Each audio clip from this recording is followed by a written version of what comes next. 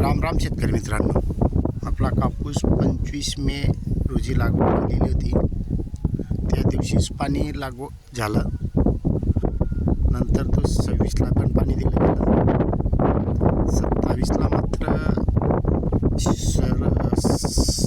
सकाळी ज्या वेळेला पाणी लाईट येते त्यावेळेला आपण ज्या सर्व काही निविष्ठा तयार केलेल्या होत्या त्या प्लस त्याच्यामध्ये सुपर फॉस्फेट 7 ते 8 किलोपर्यंत असं सर्व काही 7 बॅरल आपण 1.5 एकरमध्ये दिलेलं होतं. त्याच्यानंतर दुसऱ्याच दिवशी नंतर 24-24-0 1.5 एकरला 10 किलो परत तेच रिपीट, म्हणजे त्याच्यात फक्त पाणी गुळ टाकून सर्व निविष्ठांचं हे करून परत आपण याला 4 वेळा दिलं गेलेलं आहे.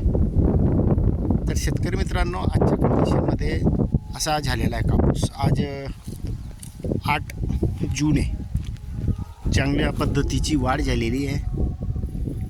पान खालतून पाहिलं निरोगी आहे. आजच्या कंडिशनमध्ये इतकं टेम्परेचर असून सुद्धा कापूस व्यवस्थित आहे. पण शेतकरी मित्रांनो, आपण जे सुरुवातीला देतोय याचे फायदे आपल्याला पुढे येणाऱ्या काळात दिसेलच. कारण आज आपण जसं आपण लहान लेकराला सुरुवातीला स्वतःहून वाढतो तसं आपण ह्या पिकाला सुरुवातीलाच जास्त प्रमाणात देण्याचा प्रयत्न करतो आहे. ते पण योग्य प्रमाणात, जास्त नाही म्हणता येणार.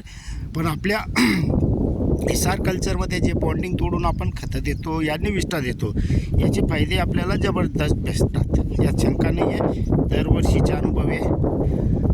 आणि आजच्या कंडिशनमध्ये क्वालिटीमध्ये जे उगवण झालेली आहे त्याची एकही असं खराब झालेलं नाही आहे. दुसरी गोष्ट, जे सांधण केलेलं आहे आपण नंतर ते पण आता उगून गेलेलं आहे. काल परवा आपण त्याला रात्रभर पाणी दिलेलं होतं, जेणेकरून जे काही राहिलेलं असेल ते पण निघून जाईल. आणि व्यवस्थित नियोजन, पाणी व्यवस्थित सुरुवातीला आपण जास्त पाणी दिलं, नंतर दररोज आपण थोडं देत गेलो. त्याच्यानंतर 8 ते 10 दिवसानंतर आपण त्याला चांगलं पाणी दिलं की जेणेकरून ज्या मुळ्या वाढतात, वरती जितकं जात आहे त्यात तितकंच खालती गेलेल्या मुळ्या असतात. मग त्यांना पाणी अपूर्ण पडायला नको पाहिजे, त्याच्यासाठी आपण, आणि टेम्परेचर बी जास्त आहे. टेम्परेचरपेक्षा हवा बघा किती जोरात आहे. त्या हवामध्ये आणि टेम्परेचरमध्ये पाणी उडतं. पण शेतकरी मित्रांनो, आपलं तसं होत नाही. कारण आपल्या याच्यात ओलावा राहतो, जीवाणू सोडत असतो, त्याच्यामुळे जमिनीमध्ये ओलावा असतो. तरी आपण पाणी एक जास्त चांगलं दिलेलं आहे. त्याच्यानंतर मात्र अजून परिवर्तन कापसामध्ये दिसायला लागलेलं आहे. तर शेतकरी मित्रांनो, सुरुवातीचे नियोजन करणं हे सर्वात महत्त्वाचे आहे. धन्यवाद.